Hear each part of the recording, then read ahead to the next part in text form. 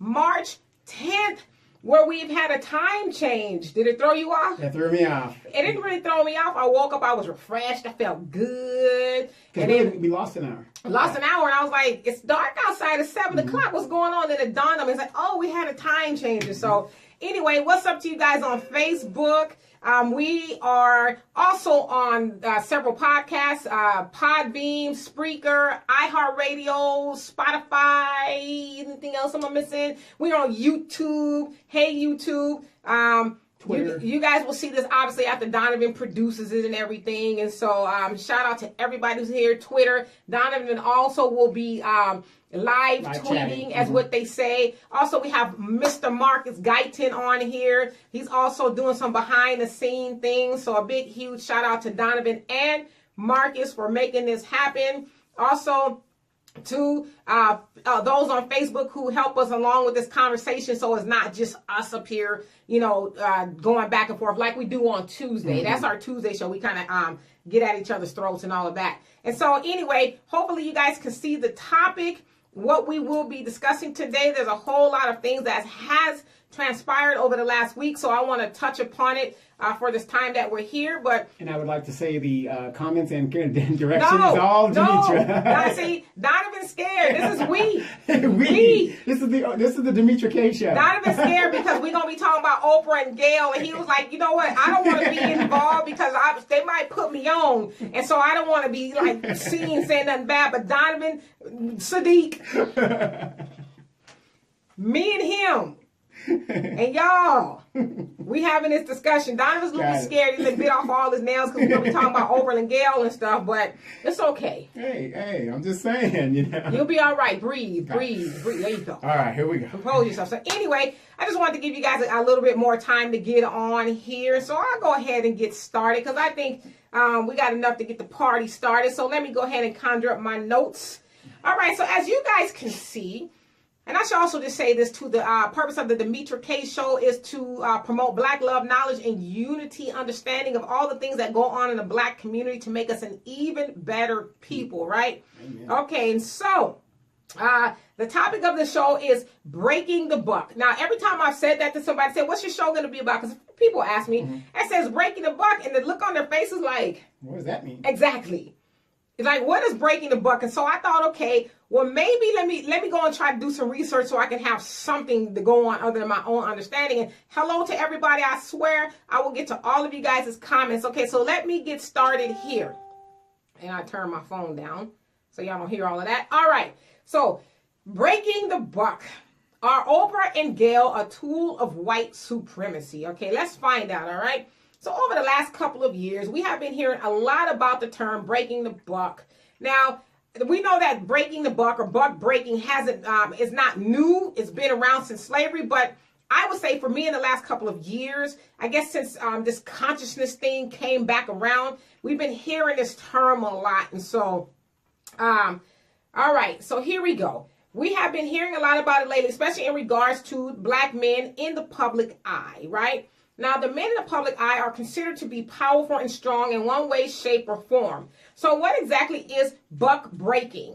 It is the psychological and physical emasculation of the Black man. For a lack of better words, breaking the buck is the removal of one's manhood. Slave plantation owners only wanted the slaves strong enough to work, but did not want them strong enough to rebel. Hey guys, so I'm going to get every one of you guys' comments, okay? And so, as previously stated, a buck was thought of as a big and strong black man physically and mentally, right? All right, and so in his natural state, there is no way that he will allow another man to harm him or his family. It just wasn't going to happen, right? Now, in fact, he would kill anyone who attempted to do so. So the slave owner had to find a way to break him all the way down to a creature that would be as harmless as a fly. So the master found a few ways to do that, and I thought of some that came to my recollection. So breaking the buck was done on the slave plantations during slavery, right? So one of the ways that slave masters broke the buck was by raping the slave women in front of their men, knowing that the men would not fight back, even though he wanted to fight back, but they knew he wouldn't fight back because he was afraid of being badly beaten, maimed, or even killed, or even some of his family members killed, so he just kind of took it, for a lack of better words. Another way of breaking the buck was also raping his daughters and even sons without the fear of retaliation. Like, what are you going to do?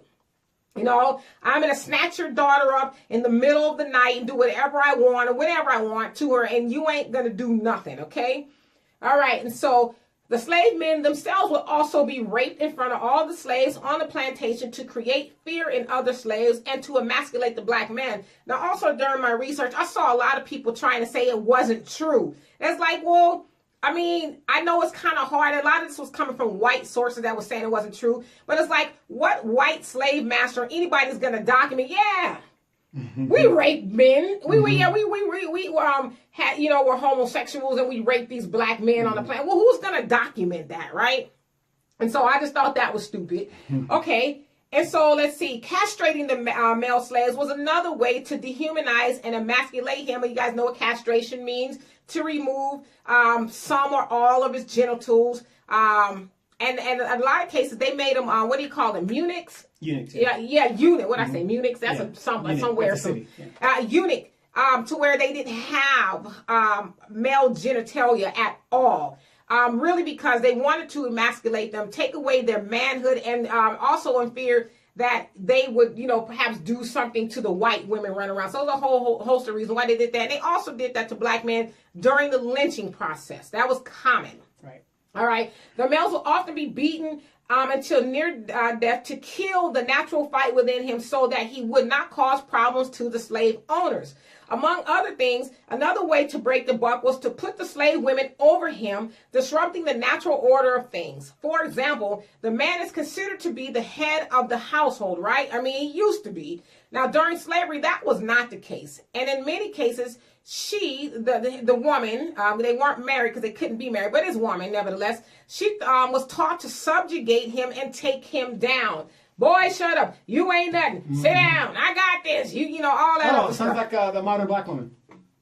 I'm just saying. I thought you didn't want to be involved in this. Okay?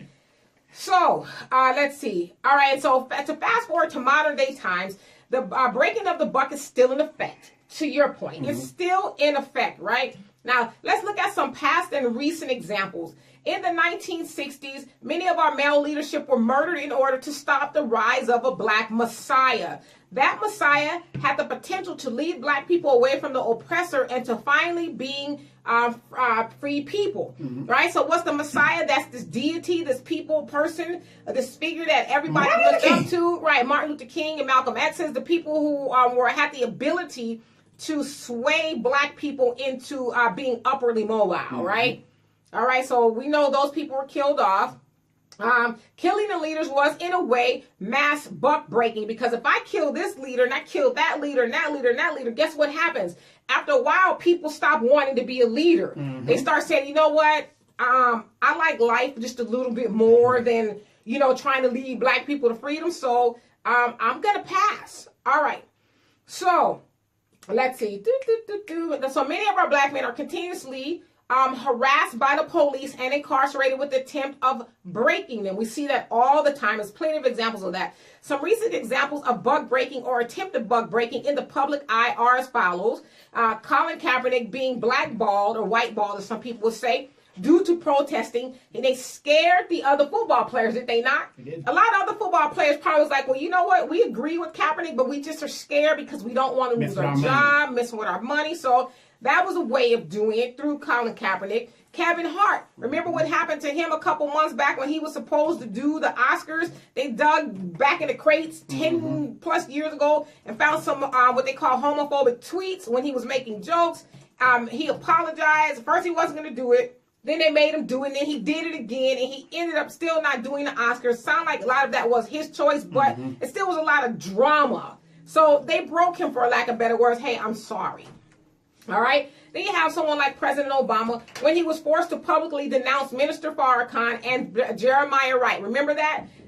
When he was running the first time, Jeremiah Wright, who was his pastor for 20 years, and he, they took some of his words out of context and made it seem like he was this big time racist and all this other stuff. And so that's when Obama had his big historical, speech on race. Remember, it's supposed to be like this. It's going to go down in history as one of the greatest speeches ever made because he denounced these guys that he was friends with for many years, okay? Breaking the buck. All right? And so then Terry Crews. You guys remember Terry Crews? Now, Terry Crews is the actor. You guys most famously know him as Damon on Friday at the Next and Brooklyn Nine-Nine or something. And he was the father in Chris Rock. Which is odd because you really don't even think about him being, the father on an all-black show like that. All right, so anyway, Terry Crews, the biggest buck of them all, not trying to be mean, when his genitalia was grabbed at a party by a white man in front of his wife and everyone else in the room, he gained national attention and had his manhood questioned by everyone, which he did. Even Dianne Feinstein asked him why a man as big as him did not fight back as he was testifying in front of Congress about sexual assault. In so many words, he stated that a black man in America does not have a lot of chances to make it. Therefore, he did not fight back. That is emasculation. Right. So, real quick. So, Steve Harvey is correct in saying we in the money game. We in the money game out here. Well, I mean, I saw when Terry Crews testified during Congress, and he was choked up, and he was like, "I don't have, as a black man, I don't have a lot of chances to make it here." Opportunities. So, and I'm paraphrasing, but what he was pretty much saying is, grabbing my balls in front of my wife, what was I gonna do? That's like in slavery. Somebody come up to you, do something, slave master do something to you. What are you gonna do? Fight back? And then you end up dying, and even in modern day, so you fight back, make a big stink, and so you're not working ever? That's right. I mean, I'm just saying, that's pretty much what Muhammad Ali did it. Right. And so, of course, there's the everyday man that is being broken at his job, and I just use that as an example, every day by the white man just to put food on the table. How many times do we know of people who are, taking stuff just to put food on the table, like, I want to just choke him, but I can't, So, all right. Where did I go? So can you guys think of other black men that have been broken by white supremacy? So while you're doing that, let me close by saying this. During the last week, we saw two very prominent men being broken in front of the whole world. One dead and one who was alive. Okay? Michael Jackson and RKelly. And guess who was doing the job of white supremacy? You sure you want some of this? Yeah. You know what? I want some. Okay. Black women. Okay, specifically, I was saying two very prominent black women, Oprah Winfrey and Gayle King. They're best friends. You guys know, I don't need to tell you who they are. So Oprah put extra nails in Michael's coffin by interviewing two men who accused him of sexually abusing them as children. Their claims were thrown out twice in court, and now Oprah has given them a chance to try him in the court of public opinion with zero facts. Why? Okay, I'm just throwing it out there. Gayle interviewed RKelly, and she was applauded by many for keeping calm, as RKelly had a meltdown in front of the whole world. He had finally been broken, and she was given the credit for finishing him off. So why did I bring up Oprah and Gayle? An article that I read on albany.edu made a good point by stating that black men are socially castrated by black women all of the time. That is done because black women, whether we know it or not, judge black men's manhood by the standards of white patriarchy. If he does not live up to that, she often dehumanizes him. And a lot of times I just don't think we are cognizant that we do that to him. Now, the cool part about what Oprah and Gayle did is that the very white men that they hang around have also been proven to be sexual predators, like proven, right? Or at least allegations, okay? Be sexual predators. In Oprah's case, she along with Naomi Campbell have even been accused of helping to set up one of Harvey Weinstein's victims. There's a black lady who said that Oprah introduced him. She had a script, went to his hotel room with him, and he forced sexual acts on her. And she blamed Oprah and Naomi for, setting them up. Which they said that a lot about Oprah, that she was kind of the go-to between him and a few women. The dirty, no good snake in the grass. That said, Oprah and Gayle are tools of white supremacy to help break the buck to continue to destroy black men. Lastly, the black men that they do hang out with are the likes of Lee Daniels and Tyler Perry, men who have been emasculated a long time ago and who makes movies and television shows that show black men in a very bad light. Now, I know I said a lot. Now it's your turn. Are we witnessing modern day buck breaking and are some black women helping to do the bidding of white supremacy? All right, so I'm going to get to some of these comments, and I know you have a lot to say. I think you've come out of your shell a little bit. You're not scared of Oprah and Gayle here. Wait, the doors are locked, right? Yes. Okay, good. Yeah. So Sydney says, "What's up, family? What is up, Mr. Sydney? Hey, Babu." He says, "Mayat, Hotep, and something else I can't pronounce, but back at you." And Cindy says, "What's up, Donovan? Throwing rocks and hiding your hands." Yes, that's right. We changed his name to his heart don't pump no Kool-Aid. That's right. But today is pumping a little Kool-Aid because we talking about Oprah and Gayle, so he might be throwing rocks today. And Eris, okay, so he's or she is putting the topic up so you guys can see what's going on. I don't see any more comments, and let me actually go on here and make sure that I'm not missing any, because I know last time we had a little bit of a snafu. So Donovan, what you got for me? Well, what I got for you is the good news is people are commenting on the video. We put up a lot of videos in the last couple of days. Okay. And the views have been great, and people have been, talking about us badly, saying that we don't know what we're talking about. We're new booty to politics and all this other stuff, which is good. So everybody keep the comments coming, because the whole point, what you guys don't understand is 2-3 years ago, we weren't talking at all. Right. Now we're having a conversation, and that's the importance of these shows is to bring people to conversate and to progressively think. Absolutely. So do you think, I don't see any more comments here, so I'll continue to talk. Do you think that Oprah and Gayle are a tool of white supremacy? So let me preface that a little bit more. So when I say a tool of white supremacy, because I've said that to quite a few people, and they had this bewildered look on their face, like, what does that mean exactly? And so I guess what I'm trying to say is, or I'm asking, do you guys think that Oprah and Gayle are helping to, especially like in Michael's case with Oprah? I mean, to me, it was just like, okay, admittedly, I'm a Michael Jackson fan. All right. I'm a Michael Jackson fan. But I'm like, Oprah, you're supposed to be this big time journalist and all this other stuff. You've been around, you're esteemed and all this stuff. And you do this interview with no facts. And I'm like, Oprah, you have the gall. Mm-hmm.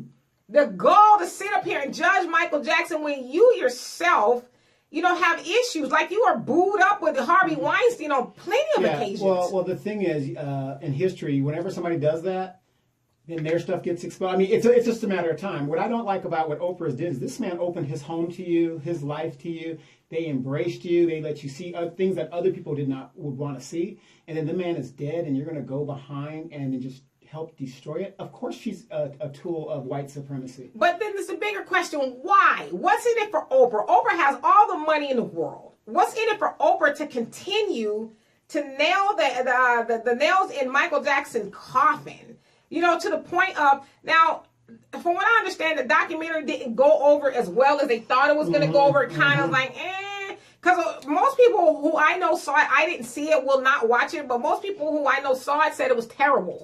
That it was unbelievable. Mm-hmm. There's a whole host of facts out there about Wade Robson or Robson, however you say his name. A lot of backfire. Yeah, it's just like the dude is a proven liar, but yet, you're hearing, I read an article somewhere that the Lakers have stopped using Michael Jackson's song now. I mean, not that I'm still listen to him, but so his estate is starting to get some blowback from this hit piece, So let me get these comments here. So Abdullah, what's happening? Says powerful black women always played a part to help the Caucasian elites to rule against us. Yeah, I mean, and I think that's pretty much it in a nutshell. He must be listening to Tommy Sotomayor. Do you listen to Tommy Sotomayor? If you do, Abdul, I'm going to delete you. I'm just playing. And Al says, I have a friend who works for Xfinity, and she said the company got a memo that, okay, I got to pre-read Al's comments. It says, I have a friend who works for Xfinity, and she said the company got a memo that Surviving R. Kelly documentary is the most watched on-demand program in the last 5 years. Really? But to me, I didn't see the documentary either. Surviving R. Kelly. Surviving R. Kelly. Oh, yeah. Is that what it said? Yes. Surviving R. Kelly. I didn't see it, but why? Why? To me, it sounds like it's a lot of salacious details, and it also sounds like I'm not defending R. Kelly. I believe R. Kelly is guilty of some things, okay? But it sounds like that, too, is starting to unfold a little bit in regards to some of the moms. Sounds like one of the moms said that she's never met R. Kelly, and then there's a picture of them two hugged up with the girl. So it's like either you met him or you didn't. Right. Now, in regards to R. Kelly, this is all, see, people are forgetting the one thing that is very poignant in the R. Kelly case, especially when it came to his child support, him being locked up for child support. We have a problem in the child support system when you're locking the father up. That isn't helping the father, that isn't helping the mother, that isn't helping the children. Write that down, because we got time today. You want to have this. Donovan's been wanting to have the child support argument for a minute, so don't let me forget. It just doesn't make sense. Locking him up, who does that help? Well, we're going to get into it, brother. I'm writing that down. Yeah, don't you let me forget. All right. Hey, William says, yes, they are agents. What other conclusion can you draw other than them being agents? Because it's like, again, Oprah and Gayle have so much money, clout, just whatever. No, Oprah does. Gayle but listen. Now, Gayle, I guess her contract is up at CBS this morning, which is where she works and where she did the interview with R. Kelly. And now all these other big-time news stations are fighting over her. Oh, Lord, please. They're fighting over her now. And it's like, I don't know if the R. Kelly thing was the initial thing, but I think it probably did put her over the top, But it's like, I don't want to use the word she took down as black man with R. Kelly because it's going to come off wrong. Because R. Kelly, took himself down per se. But I think, it's just like, I didn't watch it, but from the stills and the stuff I seen people put up, this man is just completely destroyed, at least like broken down in front of the whole world. And she's getting all these accolades for being the one to make it happen. And so, Babu, you says, I really can't stand that Gayle and Oprah are butt-breaking as much as they are exploiting and exposing two dysfunctional examples of mentally ill individuals, which white supremacists raise. White supremacists raise to prominence to be examples of successful people, and then they use them to destroy the black image. Yeah, absolutely. And I think that's really what I was trying to go with. That is like, R. Kelly obviously has some issues, and Michael Jackson wasn't perfect either. Was Michael Jackson a pedophile? I don't think he was. But to your point, you have these two prominent black women now exploiting the legacy of one because he's dead, and then one who was obviously, if R. Kelly's going down, he's going down. I don't think Gayle needed to be the one to do it. Right. So I don't, in all fairness, I don't know who approached who. I don't know if they approached her or... No, you got to look at it this way. If a white person interviewed R. Kelly, it would be perceived as, look at the white man bringing the black man down. It's the same game, okay? It's just, okay, like Nancy Pelosi. She says she's looking into reparations. I'm going to give you that example. James Clyburn, 78 years old. He's number 3 in the Democratic hierarchy. Old Uncle Remus, James Clyburn. They made him go out there to say it ain't going to happen for black people. Because if a white person went out there... Yeah. You know what I mean? So, makes sense. So with Gayle going out there, the only person that could interview him would be somebody of color. Right. Well, it makes sense, but it's just, to me, it just looks bad. All right. And Al said, Oprah never addressed the people, Tylen! Oh, that's his cat. He was about to, Tylen was about to tear some stuff up around here. I was like, what's going on? He says, Oprah never addressed the people who effed and molested her in her past. Well, she does address it, but she doesn't say who they are. She doesn't say who they are. She says an uncle, but she doesn't say his name. Did Tylen do something? He was... gave me a heart attack. All right, and so Abdullah says, no, I don't listen to Tommy Sotomayor, whatever his name is, but his voice is irritating. Laugh out loud. Yeah, the Tommy he's not one of my favorite people either. Right. And then Babu says, why are we even claiming these dysfunctional race traders as one of us? Well, they're black, you know. Well, so we can't deny it. Yeah, you can't deny it. I mean, I don't think it's really an issue of us claiming them. I mean, clearly, Oprah and Gayle are not for the black agenda. Like, I've never thought that Oprah was, especially for me, the proof that Oprah wasn't really for black people is when she created OWN. When she first created OWN, she had a lot of white content on there, but it wasn't very successful. Remember, she was doing bad. She was about to tank and all of that. And then she started to turn it over to the ratchetness, the ghetto-ness, the gritty black, you know, stories. And he had Ayala on there helping with the nonsense. Right, which is a playbook in network TV. Think of the CW, UPN, the WB, those channels. They did not take off until you had the Jamie Foxx show, all these black shows. Right. To get their thing I mean, like Ayala, she used to be one of those people who was, I mean, I'm not saying, yeah, she was serious, but now she's got the most dysfunctional people under the earth on there. I mean, every bad scenario black people could be in, she's doing it. And you know what, though? I can't really blame Oprah. I blame us because we eat that up. You know, Tyler Perry's garbage on it. We watch it. It's just, so that's how I kind of knew that Oprah wasn't on the team. She's like, black people, please. Hey. Well, you know, and it's funny that most people who, they get a few coins, Steve Harvey's one of them. Right. They just think they're on another level. Eventually, and they're not with us. They'll have to come back home Exactly. eventually. And Dunamis, what's happening? He says, yes, they are. They haven't came after none of the white people who do the same thing. Oprah is repaying a favor between her father and her school and allegations. Oh, yes. Let's see. Yeah, a favor. Okay. They made those situations quiet for her. She's doing this for them. Yes, so remember her school in Africa when they had a whole bunch of sexual allegations? We need to go investigate that when we get there. We're going to investigate that? Okay, so yeah, they had, to your point, they did have a whole bunch of allegations of sexual abuse at her very own school, and she went over there and did what she did, and it did kind of go away. So it's like, where is that special? Yeah. You know, all she did was throw some more surviving Oprah's school for girls. You know, where is that special? And so, hey, Tammy says, I think they are doing what they are told to do. I read that Oprah did the interview to keep her contract because she was losing contracts with various companies. So she did the interview to pacify white supremacy. You know what? I wouldn't even doubt it because to me, it's like she doesn't really need the money. So what? And then they said, too, I heard Michael Jackson's nephew, which Taj Jackson, has been all over it. He says that I guess Oprah and David Geffen are best friends, and David Geffen and Michael Jackson fell out, and so they think that she's doing it at behest of him, that he's kind of spearheading it. Well, here's the funny thing. Everybody's heard of DreamWorks, Steven Spielberg, David Geffen, and that other guy. Initially, Michael Jackson was supposed to be a part of that. Of what? DreamWorks. Oh, yeah. He was supposed to be a part of that. Then he had something on the Moonwalker was on DreamWorks, if I'm not mistaken. Yeah. The Moonwalking thing, whatever deal. And him and Jeff and them fell out, and they kind of kept Michael out of that. Right. Oprah's trying to be a part of a partner of that. Got it. I mean, you know, that's, you know, to me that would be plausible that she's trying to, you know, appease white supremacy. Right. I'm trying to get on the team. Right. Got it. And Babu says, I applaud Gayle and Oprah for helping to destroy the enemies of black people. Well, is Michael Jackson an enemy? You know, also destroy them today, and then who next? Where does it stop? And I was just having this conversation with my daughter. This is just my theory. I could be wrong. So they got the real big fish, Bill Cosby. Then I think RKelly was kind of the litmus test. Negroes fell over like, you know, flies on, you know.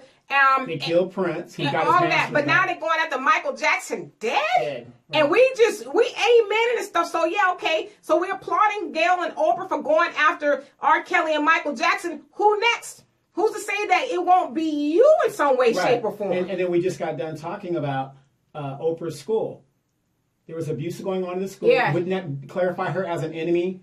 Right, right. I mean, what enemy is she in the motherland? And they abusing the girls who already have been through some things. So yeah, wouldn't that make Oprah an enemy as well? So we applauding Oprah and Gayle for destroying other black people, but we're not applauding them or asking them to go destroy white people who do it. I mean, so it's like we can't.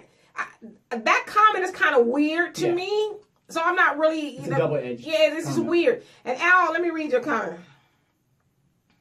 No. And Jonelle, what's happening? He says, peace, queen. Donovan and fam, what's happening? And Marcus says, I think the most powerful points that need to be made with all of these individuals, whether they might be right or wrong, the white people that benefited from these black men the most. Let's see, green lighted these attacks after these black men were able to benefit themselves only. Michael Jackson owns his music and profits a large margin from the Sony music catalog. Bill Cosby owns the Cosby Show and profits as an owner now. RKelly fought to do the same thing for his publishing rights, and boom, he's under the gun now. Well, I think those things definitely have something to do with it, but Taj Jackson, which is his nephew, says that Michael Jackson no longer owns Sony. For whatever reason, the way the Sony stuff, for whatever reason, the way it was written when he died, it went back to them. Yeah, well, nobody owns the stuff outright completely. Well, he says Sony owns it now. Yeah, Sony owns it because it wasn't his intellectual property. It wasn't his intellectual property, but he owned it. Yeah, but I'm talking about the Beatles catalog. When somebody dies like that, it reverts back to the... Something like that. So they have it now. Yeah, and there's another thing about R. Kelly being broke, and we'll talk about that another time. Okay. Well, he's technically not broke, and there's a reason why that goes back to the publishing. Okay, well, bring it up, brother. All right, and so Al says...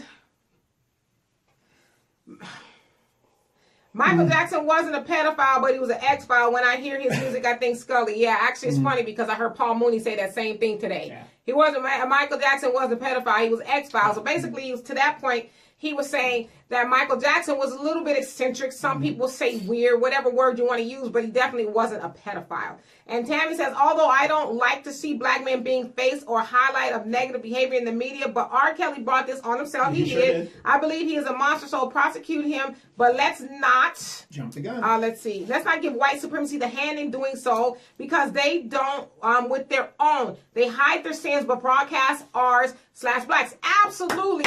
And that's the point that I originally made a long time ago. Anybody who was truly interested in making sure R. Kelly paid his debt to society could have done that years ago. This stuff was never a secret. Jim DeRogatis said this stuff was not hidden. It was in plain view. Right. But Negroes on NyQuil, they had to wait for Lifetime to come out. And I love your point, Tammy, because it's like, I think we as black people get in the habit of letting white supremacy tell us who to be mad at. Exactly. But to your point, but we ain't gonna say nothing about our own. It's like we hear a lot about deadbeat black baby daddies. Well, let's talk about the original deadbeat baby daddy. That's the white man, the slave plantation. I mean, we need to talk about all of it if we don't just talk about us. Well, let's talk about real time. Donald Trump is doing crimes in real time in front of everybody, and nobody's taking action. Yeah, because we're so busy focused on R. Kelly. And R. Kelly he deserves what he has coming to him. I'm not ever saying that he's not guilty. Doubt. I mean, true indeed, R. Kelly's been found not guilty. So he's not technically guilty of anything. Now, has he done some things? I'm quite sure he has. And time will tell, and he needs to pay for that. But I'm not going to let white people dictate to me who I should be mad at, especially when they're not holding their own accountable. Exactly. And Jonelle says, we need to learn as a people to stop being on the side of whites when it comes to our own people. We are the only people cheerleading when our enemies are hanging our people. This only shows why,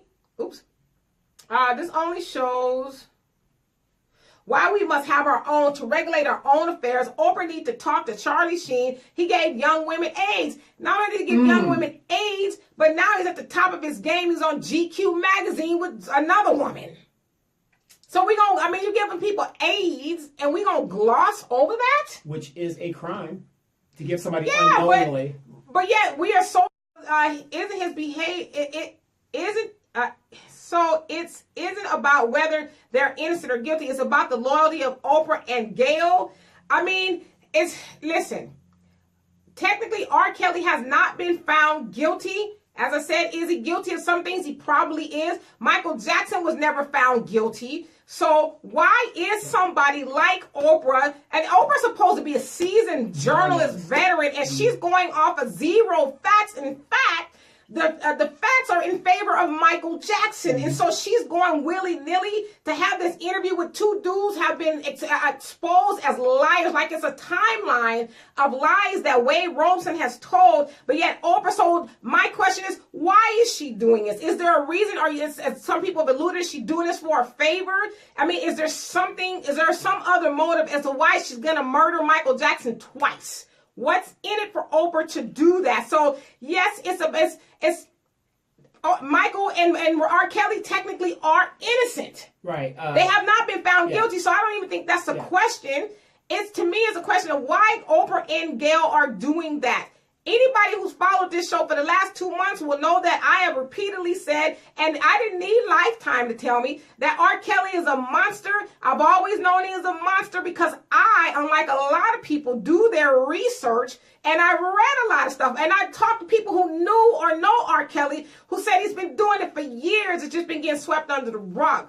So this question is about Oprah and Gayle being a tool of white supremacy, because why are they doing it? They don't need the money, so there must be another reason why they're doing it. Yes. And Dunamis says they got the DreamWorks logo from Mike. So Dunamis knows because he's in, television production and all of that kind of stuff. So. It has that little Neverland boy character. Right. So that's what I thought, because I know I saw it, and I remember first seeing it on Moonwalker, his Moonwalker thing. Hey, Rich, you said Kevin Spacey openly threatened to bring down a whole pedo ring and pedophile ring, and his allegations went away, at least for the mainstream news cycle. So he said Kevin Spacey. Oh, because I thought Kevin Spacey was a pedophile from what people are saying. And Marcus says he may not own Sony, but he still gets major profits. He owns Michael Jackson music with Sony distributors for him. So if the goal is to destroy him so Sony can own him financially, they're don't work at a failed pace. Not quite sure what that meant, but his nephew Taj has, like I said, he's been all over the world defending his uncle and saying, we've seen interviews where Michael's saying they're going to kill me. They're trying to kill me for my catalog.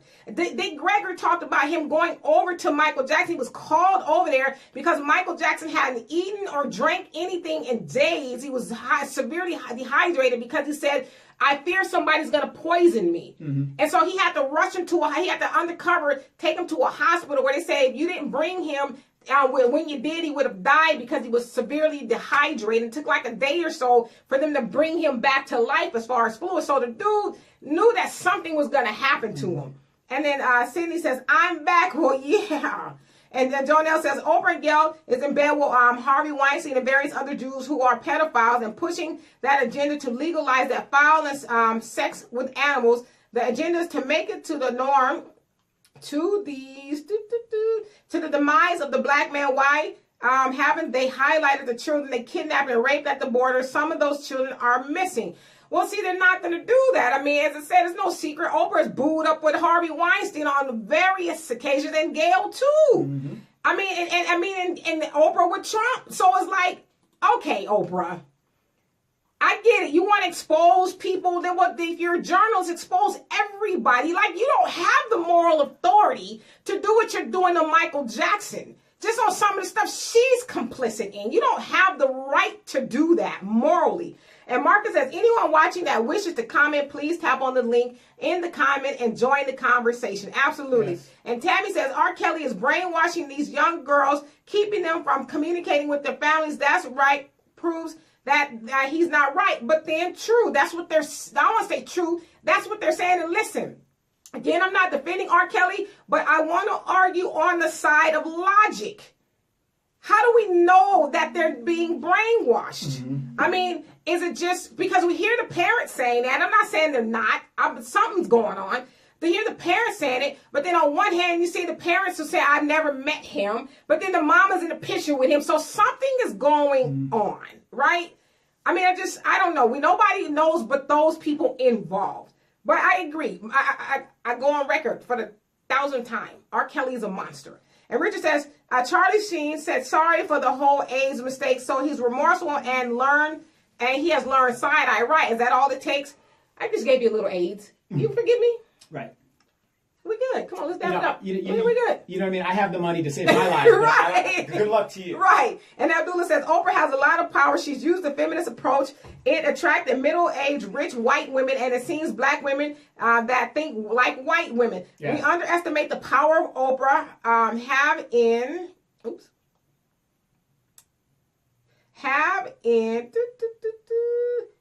I'm trying to see more. It's tripping. Okay. Oprah. Oh, you went in. Okay. Oprah having Hollywood and these major corporations. She put her bug in sucking pink pale somethings in the industry so she can run for president. Those white boys like having sex with Oprah. Her magic sex is appealing to them. Oprah is in the right person the elites picked to destroy Michael. Oh God. Well, yeah. I mean, you got to look at the appeal certain people have and what their mass appeal is. Oprah is the perfect person because, Oprah, yeah, women just fell all over that bullshit. So yeah, and Oprah has had to backtrack a lot from being wrong. Especially, Rosa having a lot of people on the show who were liars, for lack of better words. And so, why should this be any different? I'm like mad, you guys. I'm pissed off that Oprah thought that attacking Michael Jackson's dead body and his legacy was something she should have been doing. Well, why not? Because she knows the American people are not going to do their homework and they just want the soundbite and they just love her. And we like salaciousness. Right. I heard that they gave a lot of really graphic details and it's like, I'm not interested in that. And Sidney says, I just said to a white friend, you claim Representative Omar is anti-Semitic, but because of her comments, but when that sun-kissed looking toddler uses racist comments, you tell us how to feel. Hope not having it. No, absolutely. Yeah. That was very hypocritical. You're going to do a hate bill, which a lot of the Black Caucus and Hispanic Caucus signed off on. These guys are just tools.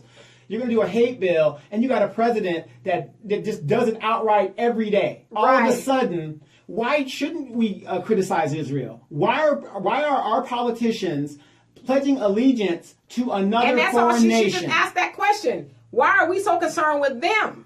We got our own fish to fry.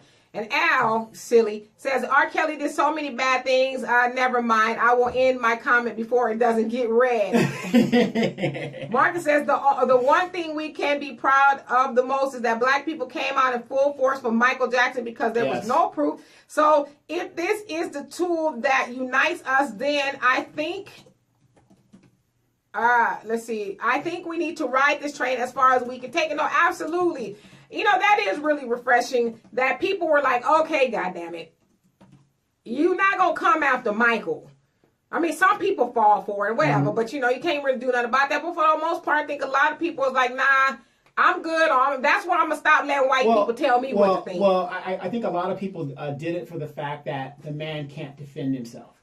And then he was proven innocent. Right. For the man, he had for those of you guys who don't know, Michael Jackson was under a 10-year FBI investigation that he did not know about.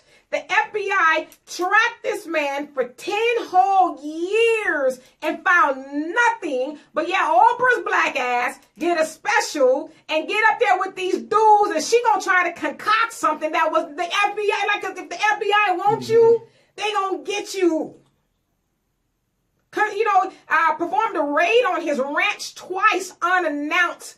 Didn't find anything. The FBI hasn't done any raids on the Trump properties. Well, they're not going to raid the Trump properties, but yet you find it in your heart to have a heart-to-heart with Wade Robeson and James Safechuck and this, the director of this, Dan Reed, he irks me because he looks like that dude, that opportunist white dude who, along with Michael Avenatti, who was going after RKelly, he's got all this evidence. It's like, well, where is it at? Right. You're trying to further your career by, jumping on these black dudes. Whether they're right or wrong, you don't care about black people. You only care about furthering your career.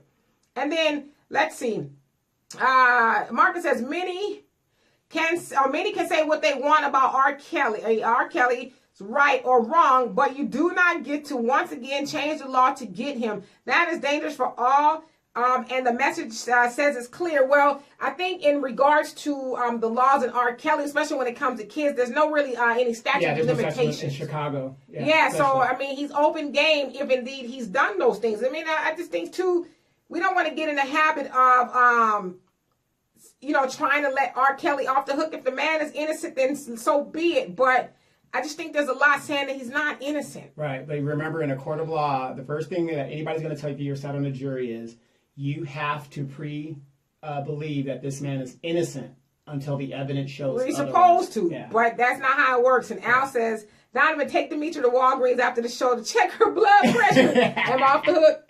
No, you didn't. Oh, am I okay? And Darnell says, knowingly giving women AIDS is murder and truly cold-blooded. And Oprah, Gayle, our complaint, I think you may say, complicit in Zionist agenda, whom they dine with and rub in the dark, is only evidence she's never truly been for black people.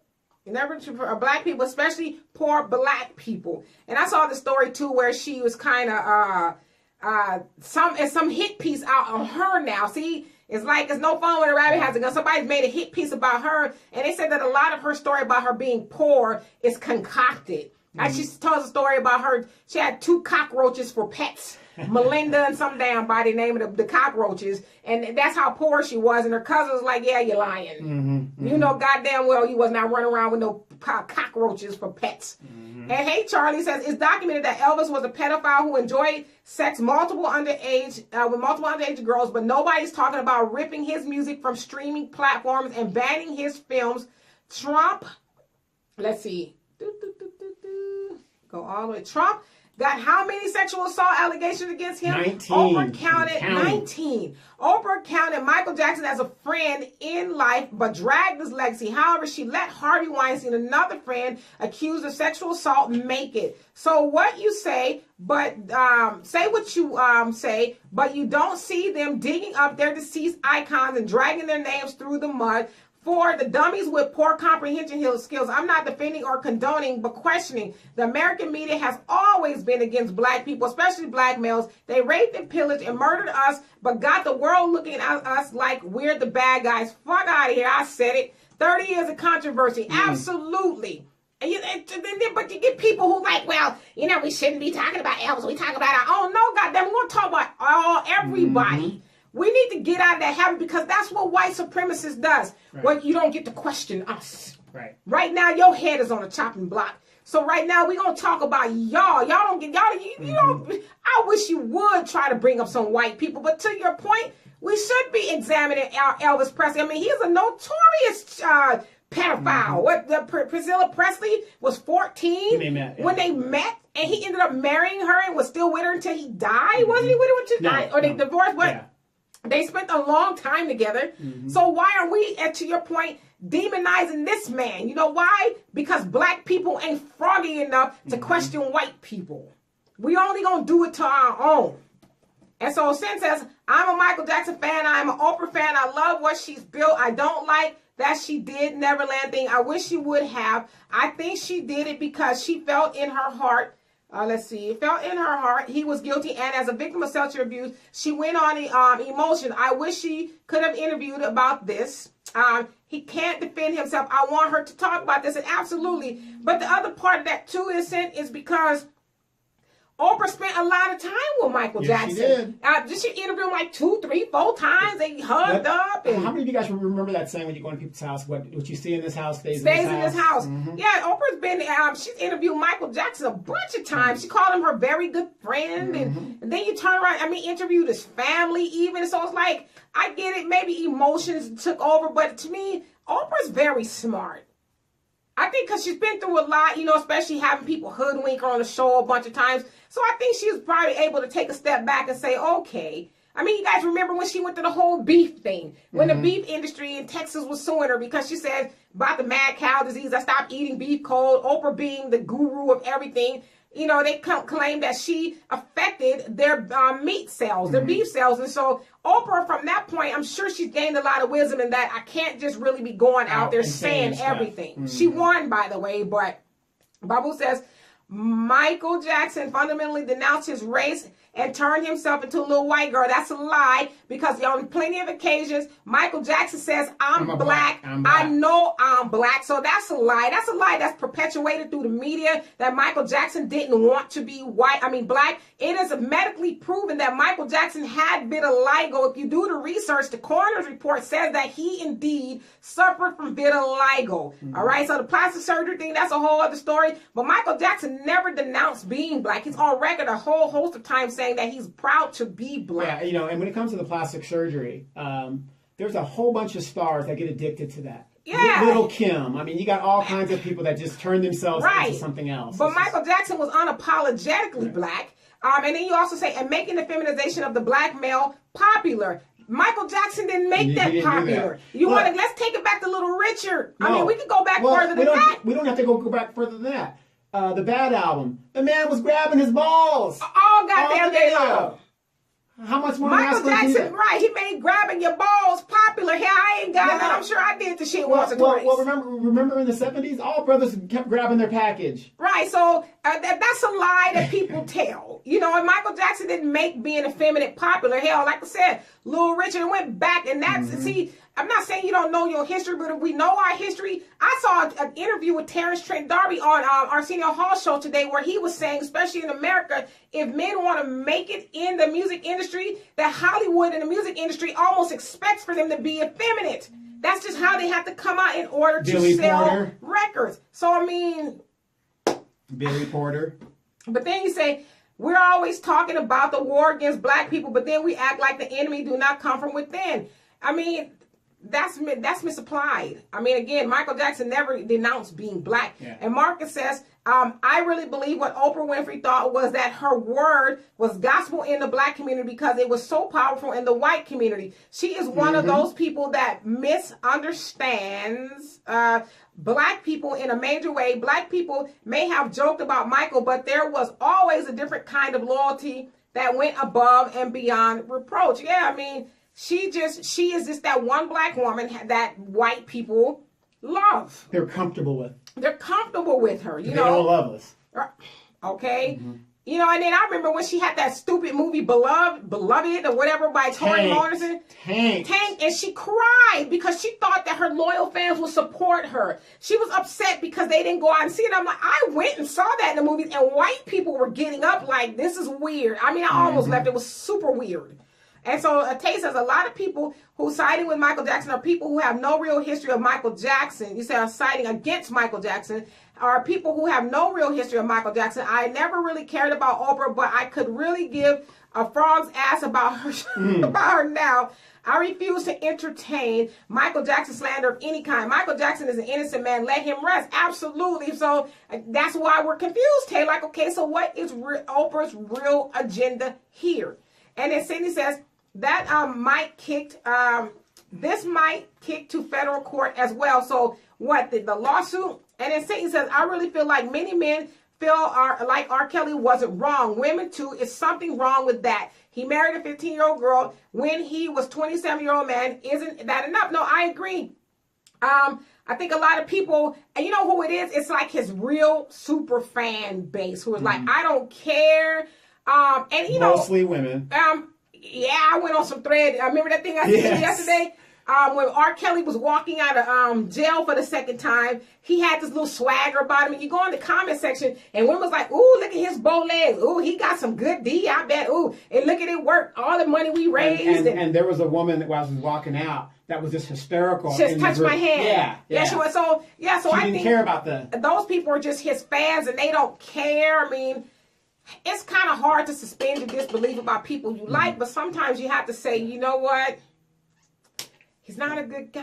Right. I'm one of those people who believe Kelly needs help. You know what? I'm going to have to agree with you because it's hard for me to believe Ike Turner did the things he did to Tina. You cannot break a woman's jaw and then they go out and sing 30 seconds later. It just doesn't happen. Stop it. So. And Marcus says, not seen or Kelly is not guilty, but I'm not saying Kelly is not guilty, but I am saying that there is Donald Trump and he does sit in the highest office in the land. Hello. There are pedophiles in the judicial system making judgment calls and they are abusing the law when it comes to black people and black men, especially. Absolutely. I mean, how many times do you see or hear about politicians getting wrangled up for some sex crimes with kids and women in a bathroom? Yeah, just like every day. But yeah, we want to. I mean, come on now. How long we been talking about R. Kelly? Exactly. We've been talking about R. Kelly for what, 2 months, 3 months now? 2 or 3 months now. Like every day, it's like because I'll see 10 comments or posts in a row sometimes about R. Kelly on my timeline. And then it started rolling and getting bigger and bigger and bigger. But yet Trump is just out there grabbing the hoo-ha. 8,000. They said 2 months ago this man has told over 8,000 lies. Doesn't pay taxes. I mean, it's all out there. Right. And nothing's done. If Obama had done that once, they would have strung. We'd have been looking for Obama. Yeah, strung that nigga. And it says Kitty Kelly. Yeah, I remember Kitty Kelly wrote that book about Oprah and was pissed that someone would write a false story about her life. Now look at what she did to Michael's like, well, what do they say? One good turn or screw deserves another. Mm-hmm. Hello? And Al says Oprah should be ashamed for those terrible movies Beloved and Women of Brewster's Place. Well, yeah, I didn't like Beloved. The Women of Brewster's Place was whatever, but Beloved was like... Yeah, it was 3 hours long. I mean... Out of all the stuff you could have made is... And wait. What was stupid about her back then? I remember when that thing went down. You expected white women to go to a movie about slavery? Listen, Donovan, I was there in the movie and I seen white people leaving. Like, Mm-hmm. Let me get my goddamn money back. Right. I mean, I'm not saying that the story wasn't based on true, because it was based on a true story. Because there were women that were rather kill their kids in slavery. So there was bees and stuff coming out of their mouths? No, that's all thing. But I'm just saying, in the slave narrative, there were women that would rather kill their kids than put them in slavery. So it was kind of a biopic-ish. That movie was stupid. To expect your white woman base to go in there and be like, oh, yes. She did. Yes. She cried about it on one of her shows when they did. I look it up. You got white people that won't believe the damn dash camera riding the fiend getting his ass whooped. I mean, come on. Right. And Jonelle says Oprah and Gayle has only exposed themselves. Those who in their beds with, who's in their beds with, and as well as how media is used to destroy black people. They need to do a documentary on surviving George Washington. Damn. Thomas Jefferson and all other presidents minus the black one. Mm-hmm. Yeah, I mean, like we can just close our eyes and just throw a dart and just wherever we land, we can start with those. I mean, it's like, it's not like there's not information out there about other people. We just choose to like dogpile our own people. Mm-hmm. And Cindy says, we never will leave Hollywood clean. They've been messing with Michael since he brought the Beatles catalog. And he says that. Mm-hmm. He says that. Basically, and I'm paraphrasing, I'm a dead man walking. Mm-hmm. They're not going to rest until they get this right. But you would think when he knew that, just give it up. Right. And then Charlie, you're tagging people. Cool. And then it says, and then you also say, let's see, Oprah Winfrey is building her brand. Oprah. But I thought Oprah already had a brand built. You know what I mean? So that's why I'm like, what's really going on here? It's the next phase. Something going on. And Jonelle says Oprah is an opportunist and her girl Gayle is too. They love black exploitation. There's no doubt in my mind that you're right. I mean, just look look at the stuff that's on there. Yeah, it's just trash. Gayle is not a contract journalist. A lot of people think that because you're on TV and you're broadcasting the news that you're a journalist. Most of those people are actors.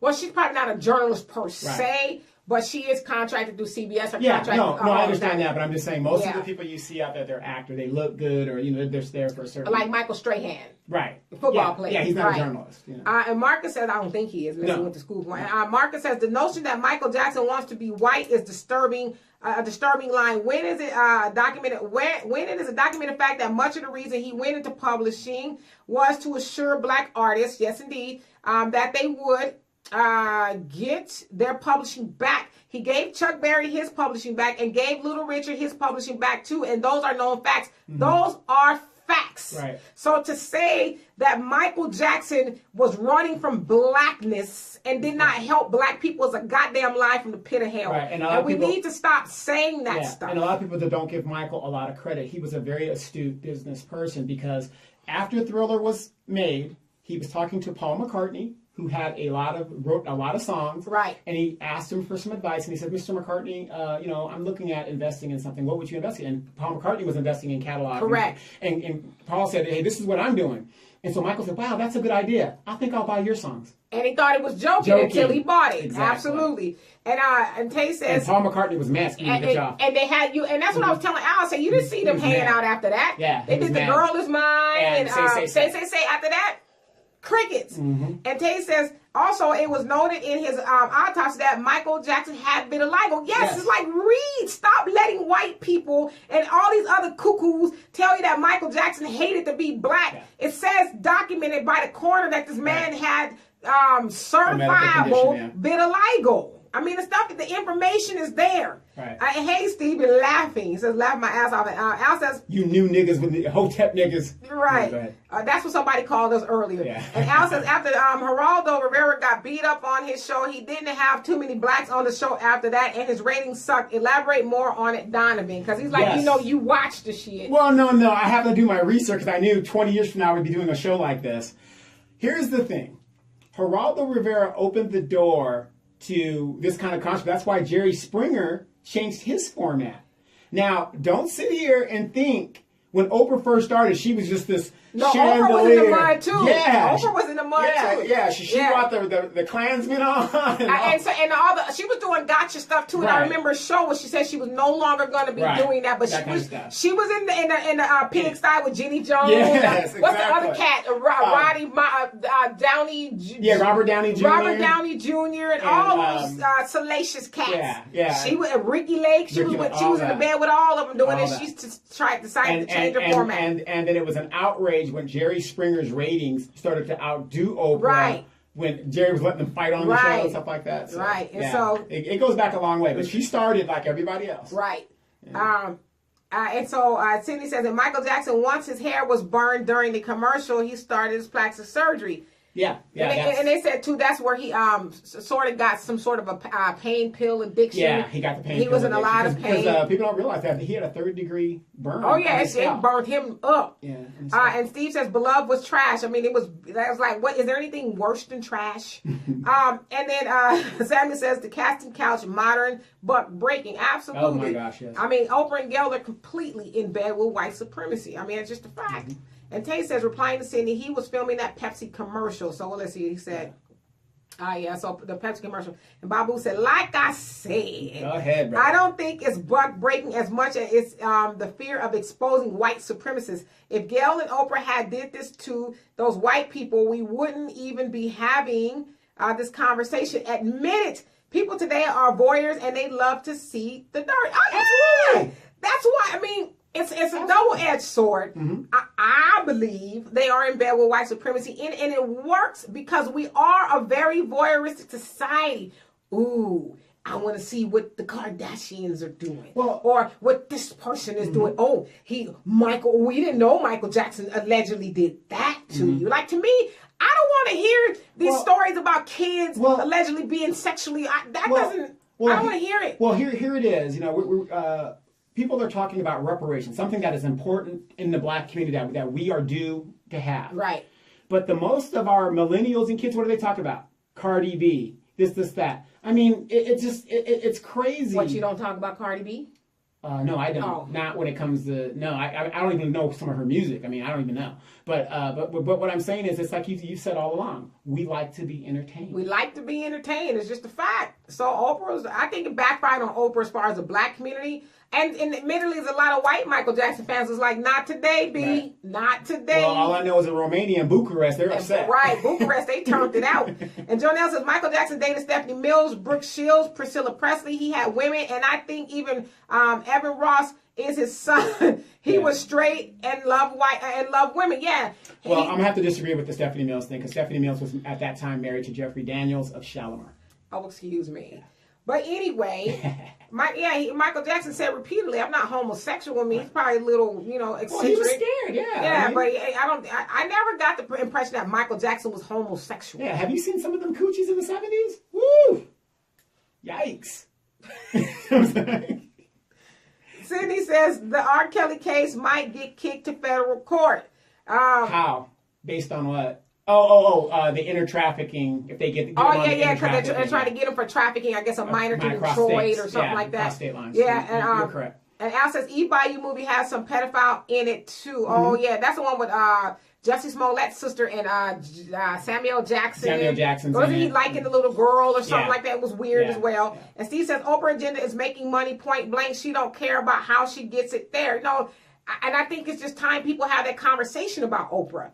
Oprah, Oprah's for black people in Africa. I don't know all the philanthropy that she does. I'm sure she does some things, so I don't want to say she doesn't, but this thing here, if you ever doubt it, it's just unacceptable. Like, Oprah, you have no, like I said earlier, you have no moral standing to do what you're doing to Michael Jackson. You got some skeletons that's hanging out your closet too. Now, I want you guys to remember Dee saying this today, because when the show moves to Houston and, we got to do our separate shows, I'm going to say the same thing. You owe me. We in the bed with a white supremacy. Yes, you went down there and took my show.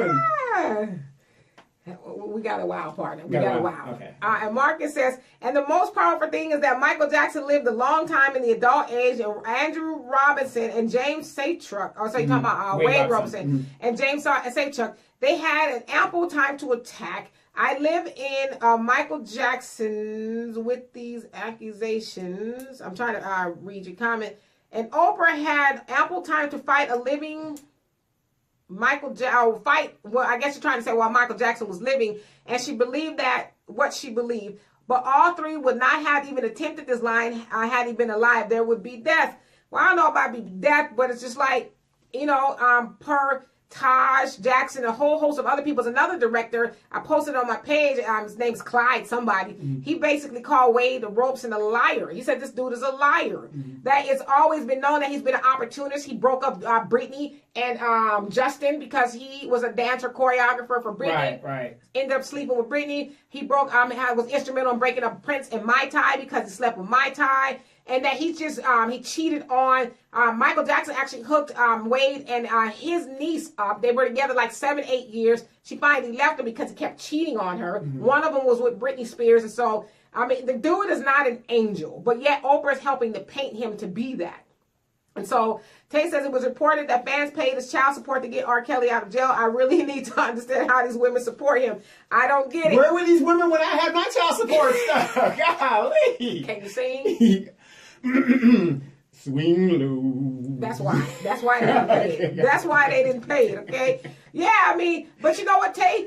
I told Donovan the other day, I said, somebody's going to pay this man. This man ain't going to be in it long. Yes, I said, somebody going to pay this child support. And, there's women on this one thing I sent them admitting we raised it worked. Yep. The more we raised enough money. But here's the funny thing, and that's why I was telling you, RKelly is not broke.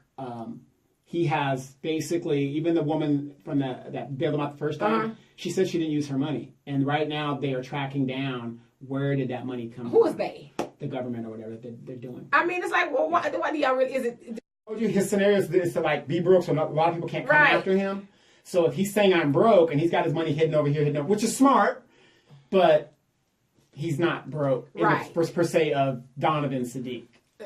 I almost called you the N-word. You ain't broke. Quit playing. And Charlie says she is trying to keep her quote-unquote brand Oprah with the white people. Oh, absolutely. Yeah, because she knows that she ain't really making she making money. She and Tyler Perry. She's got 49% of own network. Right, so they're making all money off of black people that way. Because I doubt very seriously a whole host, probably some of white people are watching the have and have-nots, and if love and you was wrong, I don't want to be right. And all this garbage, So you're right, though. She's trying to, the Weight Watchers. We ain't going to Weight Watchers, goddamn it, okay? Right. Just be a vegan. Right. You see how this turning out for your girl here. And Samuel says, I was in a conversation sometime, said Oprah, which was a part of that Oprah was a part of the boule. She might be.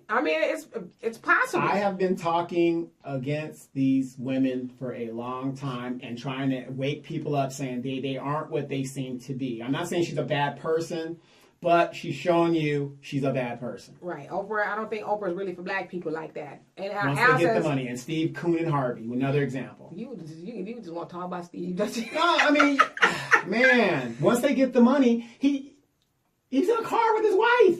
starting out, and then he puts her on the streets. Right. It's going to come back to him. And Al says, maybe it's difficult for some MJ fans not to believe he slept with little boys. He said he slept with little boys, but then he sleep right. with little boys. It's not a secret. The man, and I like to counter that point with how many pedophiles do you know? I hope we don't know any. But just to say in a public eye, I said, oh, yes, I sleep with little boys all the time. Most pedophiles deny it altogether. Well, let's stop that right there. Here's the thing. I have a pedophile in my family. He's gone to jail twice for rape of minors. Right. So how many of us can sit here and say, you don't know that? I'm very sure.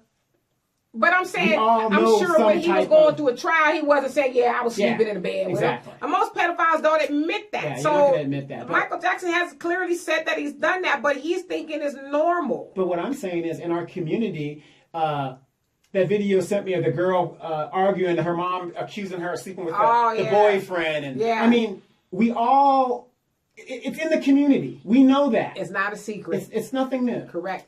And Cindy says, I will ask again, do we believe that Orange Sun kids looking at Tyler grab any woman, his hands are too small? So he said, good one.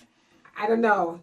And then Charlie said, hey, it was cousin Ronnie Houston. Right. And Tay says, speaking of crazy white women, did y'all see Idris on SNL last night? Oh, I saw the commercial. I didn't Idris Elba? Yeah, he was on there last night. Last night, he did that privileged white women sketch, and it was hilarious. No, I didn't see it. He wasn't cooning, was he? No. That's going to destroy how I think about Idris Wait, Elba.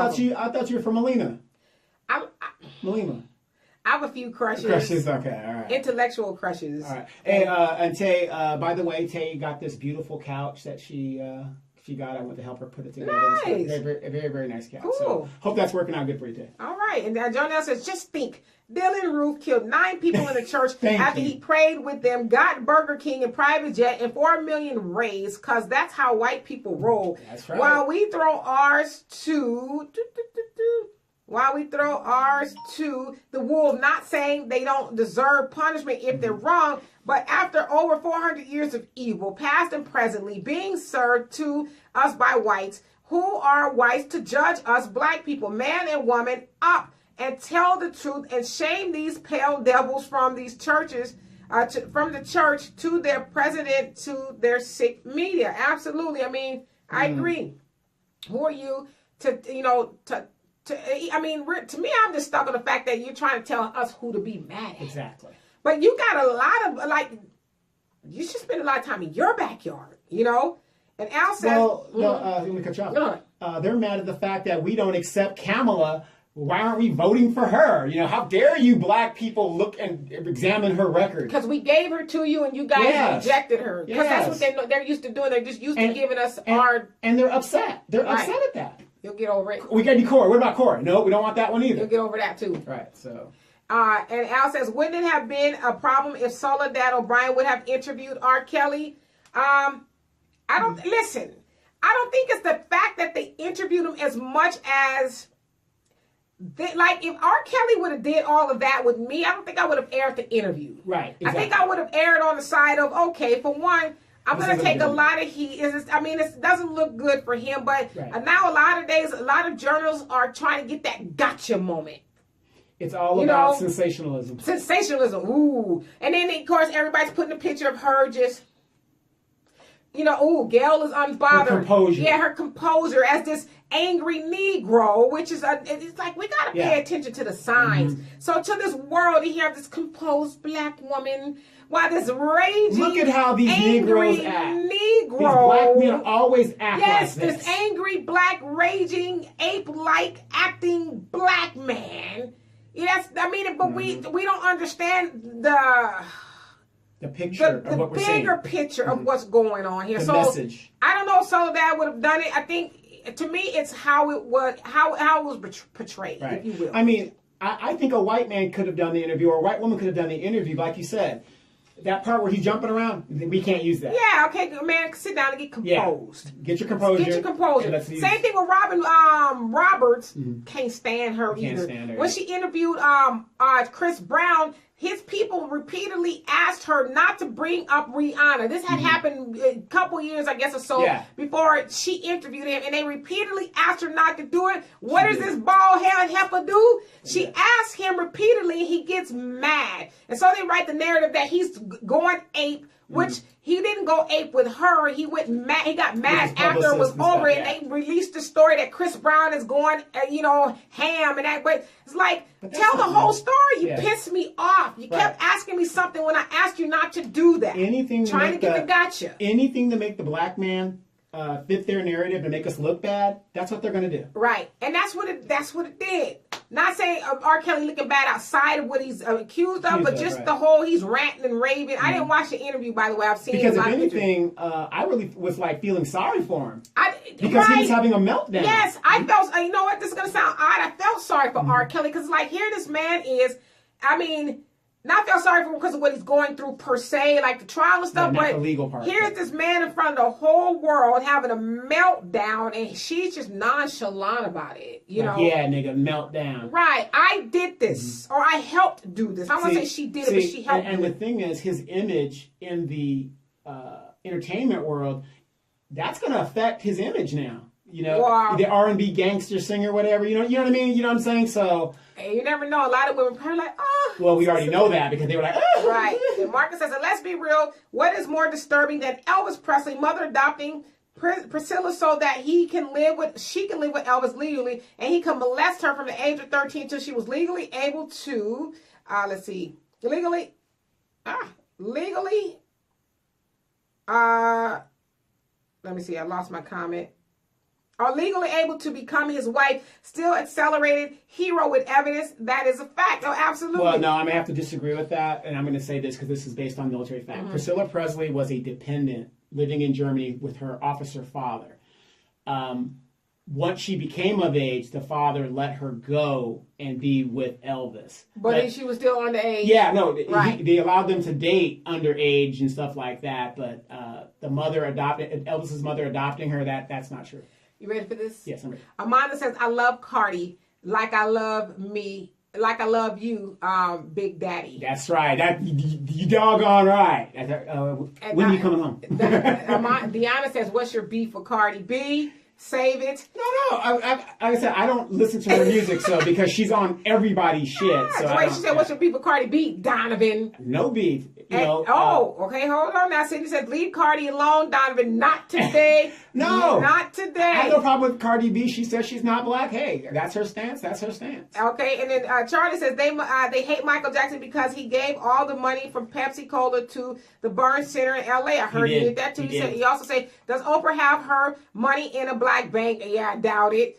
Charlie says also, name one black community that Oprah Winfrey has helped in the U.S. I don't know. Yeah, we don't know specifically. But she might have. Because, a lot of times people don't necessarily talk about the things she does. Yeah, I do know she gives to her alma mater. I do know that. Okay, so she does. Tennessee, yeah, so I don't want to say she doesn't do anything. And Al says, do you think past talk shows hosts like Mike Douglas, Merv Griffin, Dinah Shore, Sally Jesse Raphael, Jack Benny, and Dick Cavett didn't care about black people? I don't know. I don't know a lot about them, but I would imagine those are some old school cats. Well, I can tell you this. A lot of them cared about enough to bring Muhammad Ali on there to bring their ratings up. Right. Yeah, right. They have people like that. And hey, Quincy, he says swing no when you sing swing no. He also say, I really believe he paid it himself and lied so they can't take his money. Talking about R. Kelly. So I think that he paid it himself and lied. Yeah. It's possible. That's what I'm saying. He's keeping it a low. And Tay says, sorry, y'all gonna be mad, but I love Cardi. Hey, I mean. Cindy says, question Donovan Sadiq, can you hide money after 9/11 asking for a friend? Yes, absolutely. Tell us off the show because we don't want the fans to be coming and what they're doing. Well, the thing is, look at what Donald Trump has done. Some of the things that he's done. It's a shell game. You can do it. Okay. And he's gotten away with it for a lot of years. And not only him, a lot more white people are doing it. Got it. And then Tay says, FYI, Weight Watchers are struggling right now. Oprah is not helping them. And Al says the black women paying to get R. Kelly out of jail are probably the same ones not spending their children's children's support money on their kids. No, they're taking that child support, getting R. Kelly out of jail. what he said. To me, it's real. It's odd, but it's not odd because you think about, like we talked about this before, the serial killers and all kind of people have these women going to be pen pals and giving them money and throwing the drawers at the barbed wire fence and stuff. So it's not really odd that some of these cuckoo women are doing these type of things. And Tammy says Michael Jackson said he shared his bed with little kids. He didn't sleep in the bed with them. He said he slept on the floor. He made it clear, right? So none of that is a secret, right, Tammy? Well, and here's the thing: at the end of the day, we don't know what went on behind closed doors, so we have to take the man at his word. Right. You know, we don't have to, but you know what I mean. And there's no evidence to show that it's contrary to what he said. Right. And the Tate says no, he wasn't coming at all. I don't remember what that was by. And Marcus says, he said, what is most dangerous also is that we are in a country under a government who does every immoral sexual thing under the sun. There are places that white people pay to go and fulfill.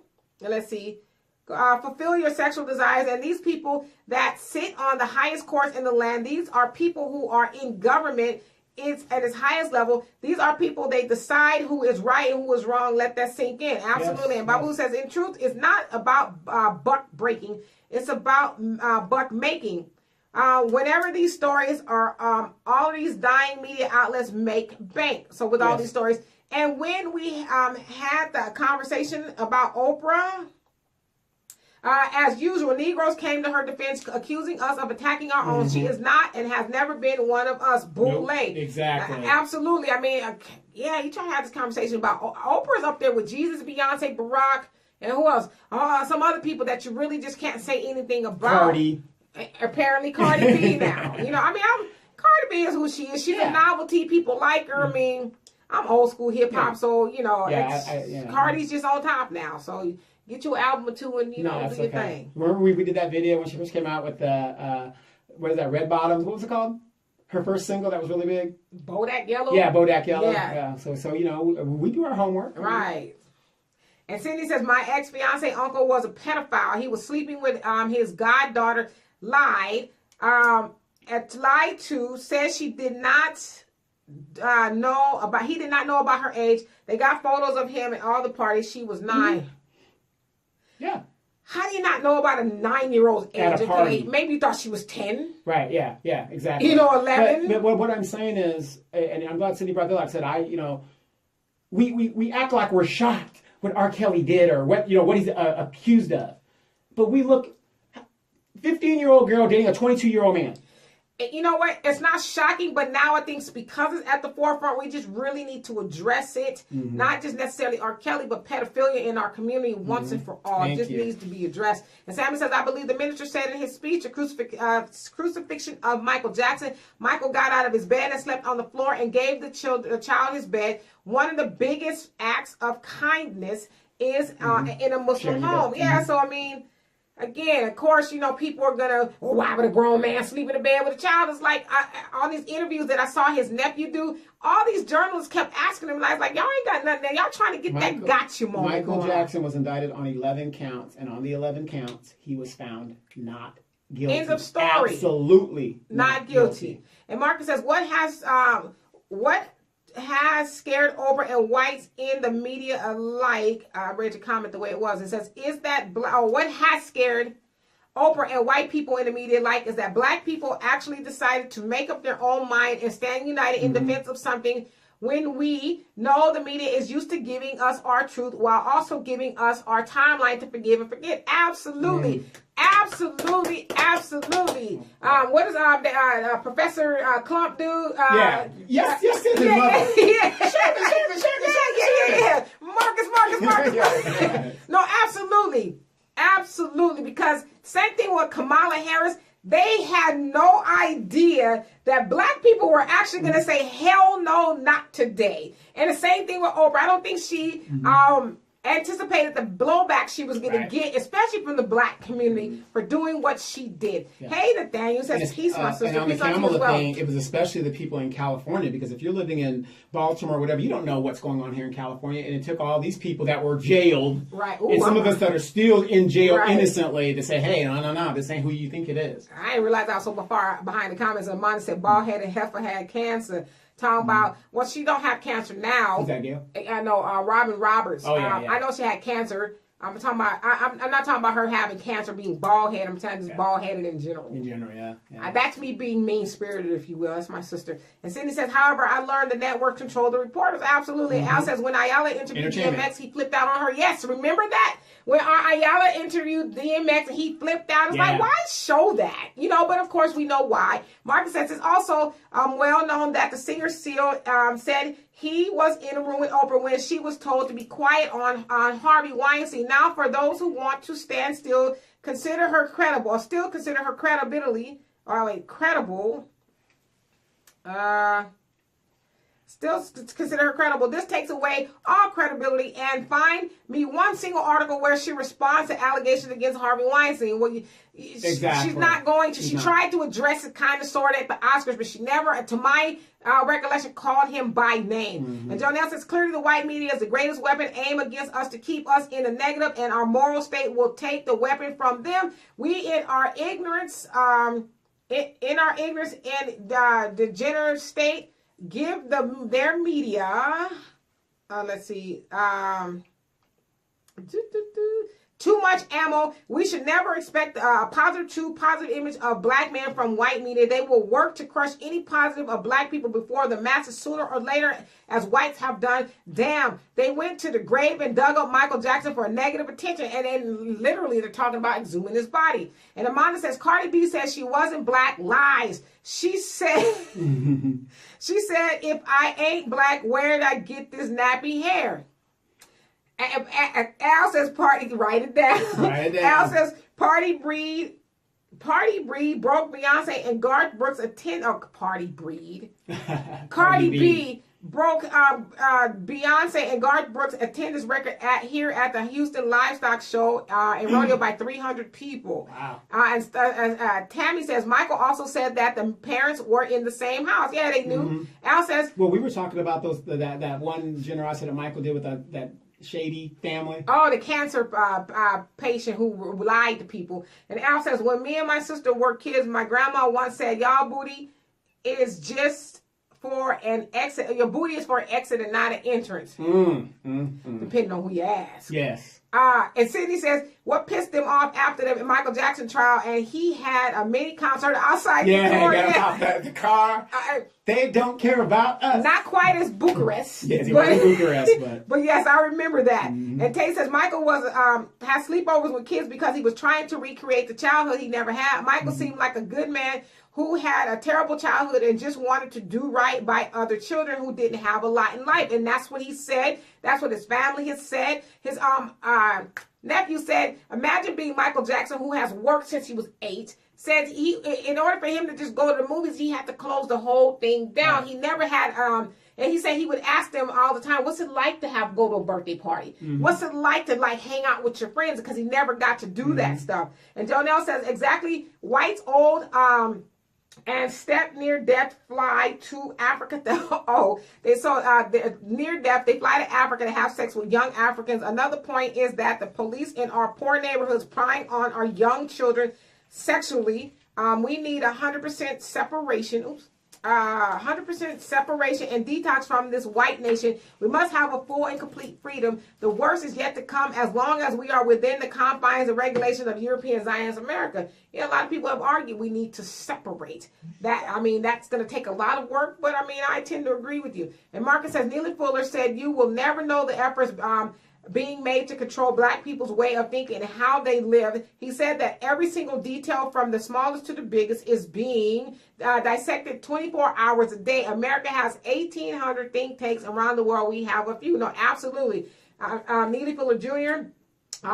Is one of the founders of defining racism in America. Dr. Francis Cress Welsing, RIP, studied under Neely Fuller Jr. She credits him to a lot of the work. But yes, he is always on the money. And Charles, what's happening? He says, catching the tail end, vote for Bernie Sanders people. Oh, shoot. Uh-oh. We're not going to vote for Bernie for one, that he doesn't believe in reparations for black people, even though he believed in reparations for Jews. So, he just can't have my vote. But you guys should check out somebody named Andrew Yang. This dude is this guy. I mean, it's worth looking into. Yeah, Andrew Yang. Look at his interview on the Breakfast Club. And Cindy says, just remember what Melissa Harris Perry said. They wanted her to do to be a bedwench. She says, yes, I'm not gonna be your mammy, and she kept it pushing. Yep. So yeah. See, but we in the money game out here. Right. We in the money game. Where is Melissa? I haven't seen her. She does her little book tours and stuff like that in turn. Steve Harvey, we can't do what white folks do. We got to sell our integrity because I don't want my family. Cooning nigga, get your ass up out of here. Continue. Marcus. You all right over there? All right. Marcus says, and let's not forget Wade Robson's father committed suicide after these allegations fell through. You don't kill yourself if you're telling the truth. You kill yourself if you built a big scale around your children and it failed. Well, remember with Wade Robson, he initially said that Michael Jackson didn't do anything. As his nephew, Michael Jackson's nephew, tells that Wade Robson was the first one on the witness stand. Yes. He says you don't put your star witness as the first witness who could potentially say you did something to him. He says, Wade was in his 20s at the time when he testified, because now I guess Wade is saying he was scared and he was like this bullcock. And you were in the confines of the court, had all these sheriffs around you in your 20s. Michael Jackson can't harm you. You're the first person on the stand, and you could have very easily said Michael Jackson did something to me, but he vehemently denied it repeatedly. And then they brought in Macaulay Culkin and what's his name, Corey Feldman. Yeah, which kind of like Corey Feldman is kind of now apologizing for defending him, although he didn't say he did anything. He just, I guess he doesn't want to be ridiculed, if you will. Yeah, brought in all that little foolishness. So, they're saying that Wade is mad because up until he didn't get the gig for Michael Jackson's Cirque du Soleil. Remember, he had that Michael Jackson one in Vegas. He didn't get the job to be the choreographer or the director, and then that's when it went downhill because I guess his gravy train is drying up in Hollywood, and he needed to make some money. And this is the story that he concocted with James Saychuk. Let's say, because James even said, well, I didn't realize that I was abused until I heard Wade's story. So then I realized that I was abused too. It's like, come on, dude. Al? Not reading that one either. Nice try, though. And Jonelle says, Bernie Sanders don't desire reparations, which only shows what he thinks about black people. But the damn so-called Jews got reparations. So Bernie can burn with its exploitation tactics. Which is exploitation tactics. I applaud you for saying that, and I am not disagreeing with you. But you also have to give the man his credit, because if it wasn't for Bernie, we wouldn't be talking about these issues at all today. He's the one, 2016, they didn't talk about reparations. They didn't talk about universal health care. They didn't talk about these things. Right. So you got to give the man his due for bringing these issues up. Now, as for me, I'm a Bernie supporter, but is he getting my vote? No. Yeah, I mean, you can't say you cool with giving your people money, but you don't have black people money. Right. I'm telling you guys, look up Andrew Yang. He's not necessarily talking about reparations either, but this man talking about giving everybody 18 and over $1,000 a month tax-free to do what you want to do with it, to alleviate the stress of living in America. I mean, that sounds good to me, just off the rip. You know what? And a lot of other stuff he's talking about. So the money obviously is the one that catches your attention. And I'm going to tell you guys this. If that idea ever came to fruition, you better start buying some marijuana stock. Yeah. Because that's what a lot of the money's going to go to. Among other things, okay? Yes. Mine is going to the damn bank. Right. And Marcus says, and the strongest defense of Michael Jackson is that the FBI was in the man's life for more than 10 years, and that a court put him through a trial and found him not guilty 100%. So that means Oprah and white media, it's now saying that the law cannot defend white people. It can only incarcerate. I'll find him guilty. I mean, absolutely. I mean, guys, so what else do we need?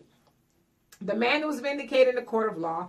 FBI didn't find, 10 years? Hell, you investigate me for 10 years, you're going to find me doing something.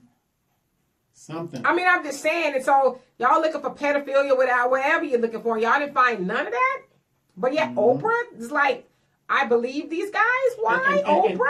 And it ain't like it is. It ain't like it's Andrew Yang. Yeah.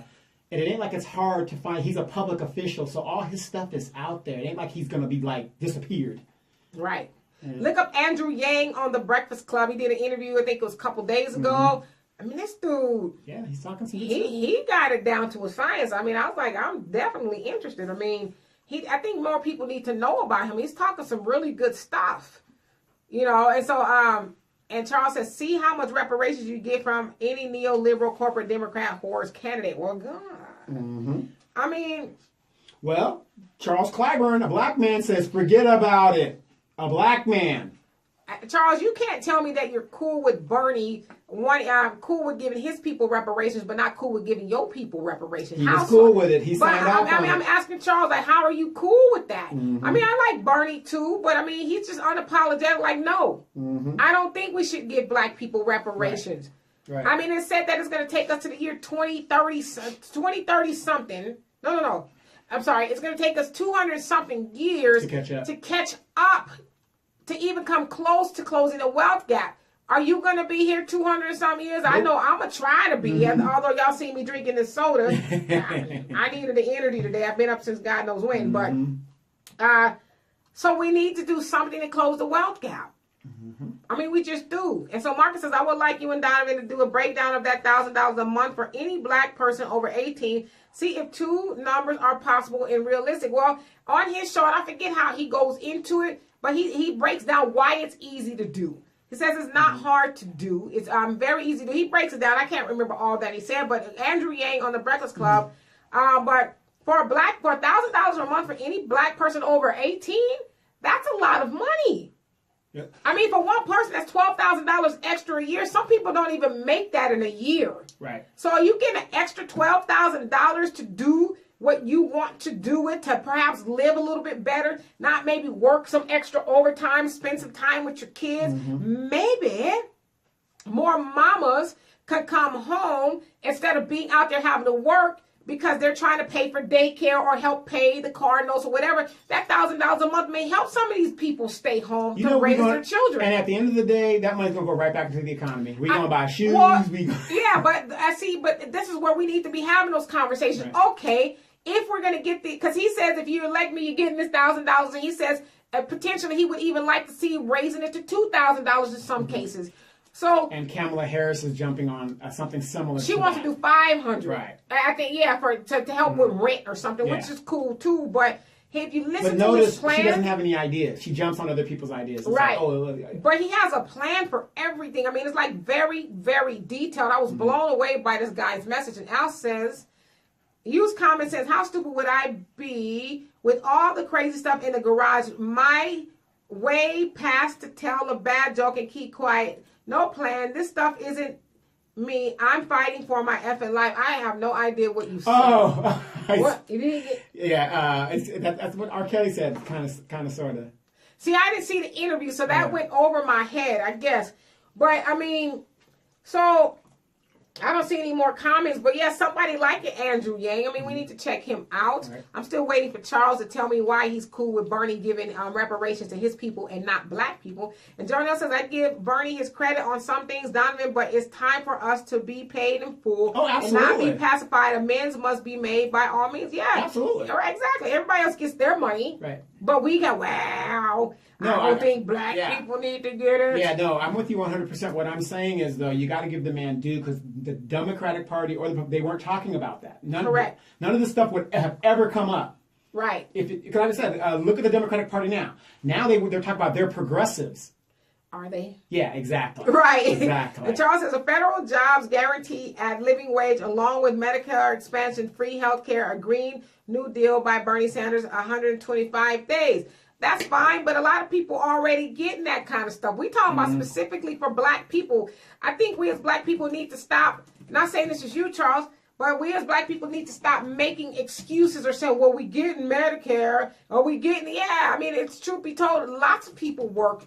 Black people work, have government jobs. So, I mean, that's not nothing really revolutionary. Give us our money.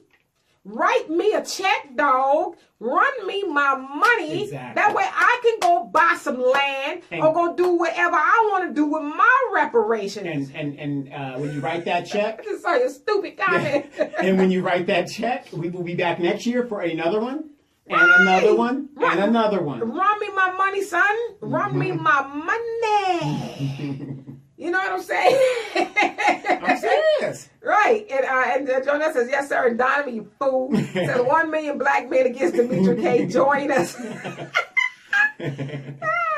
And Cindy says, I can do a lot with $1,000 a month. Yes. Hey, me and you both. Mm-hmm. So, I mean, it's like, okay,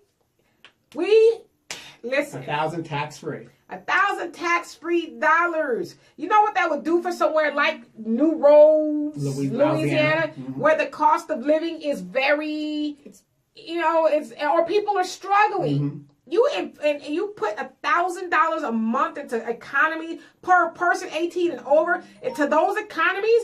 Look what's gonna happen. People are probably gonna live longer because they're not stressed mm-hmm. out. You get to make decisions.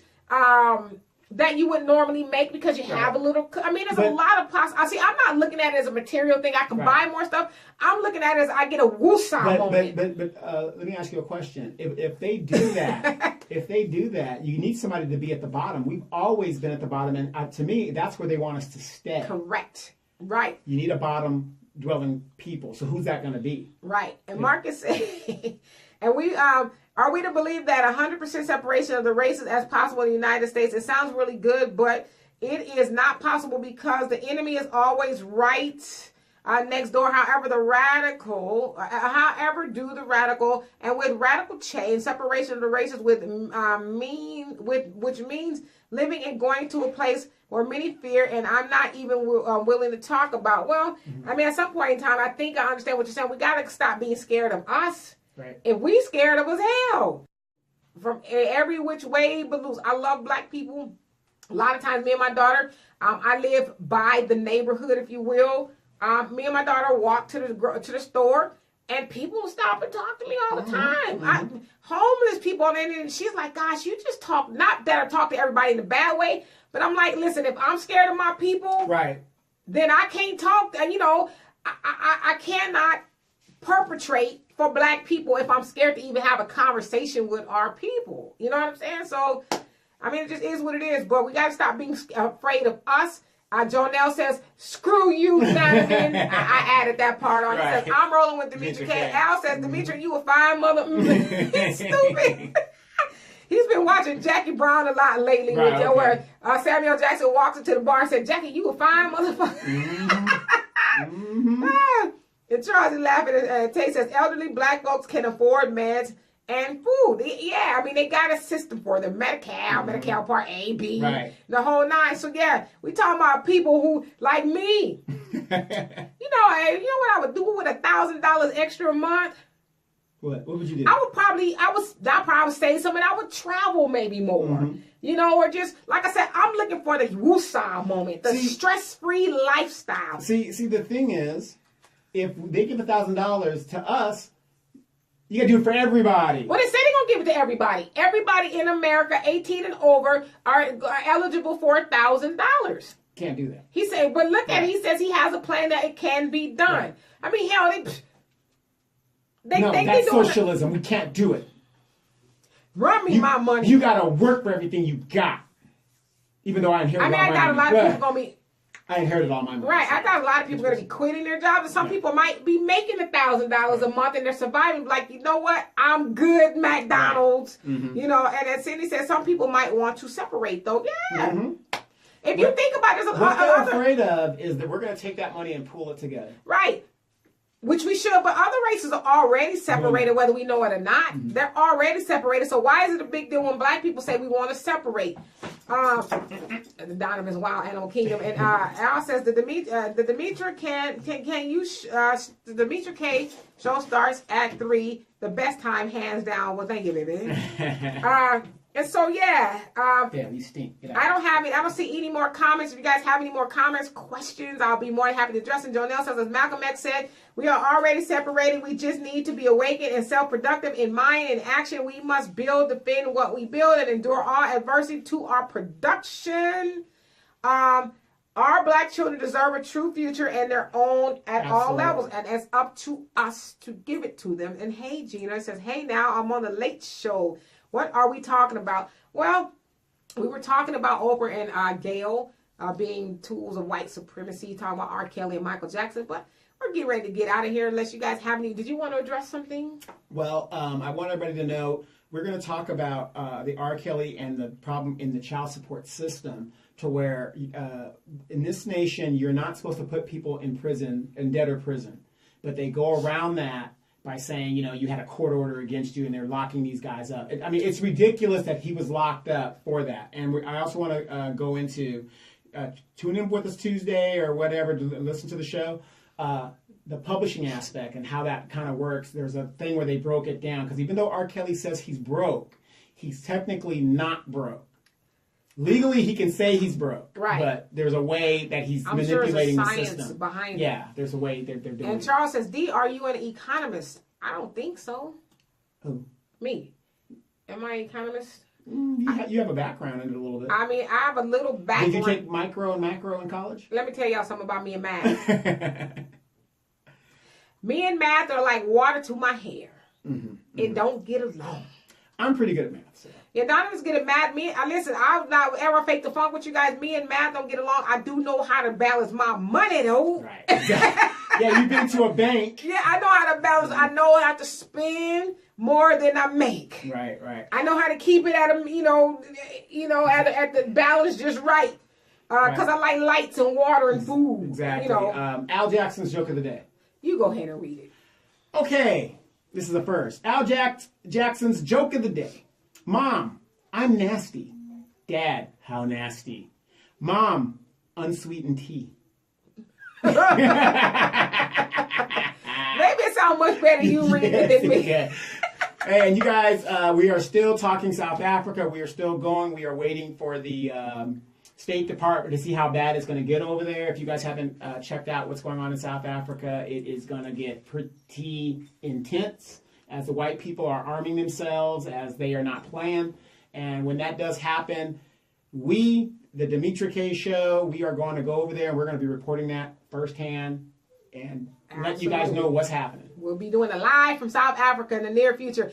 And Charlie says, thank you for this live show. No, thank you. Thank you, because without you, we cannot do this. And Marcus, yes, we talked about this. He says, please set a date to do an investment show once a month at least. Be great if we could start that next week. Yes. Okay, so next week. I've been working on it. Okay, good. So we're going to do the investment show next week. Donovan is going to do the most of the spearheading about the investments. Yeah. I know I have a little background in investments and stuff, so I'll chime in too. Next week, I might be just a little late, start at 3:30 because I have a prior engagement, but God darn it, I'm going to be here.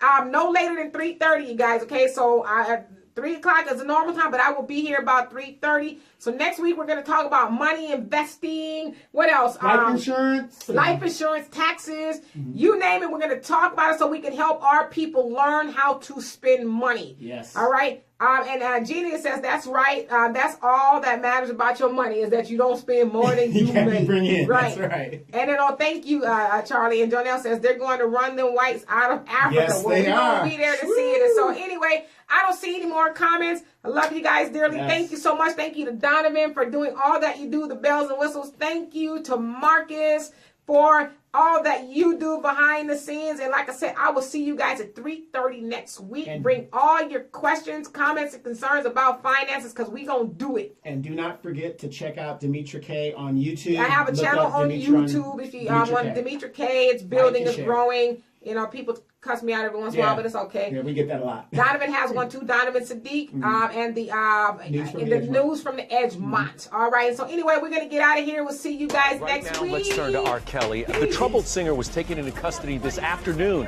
after a hearing over unpaid child support.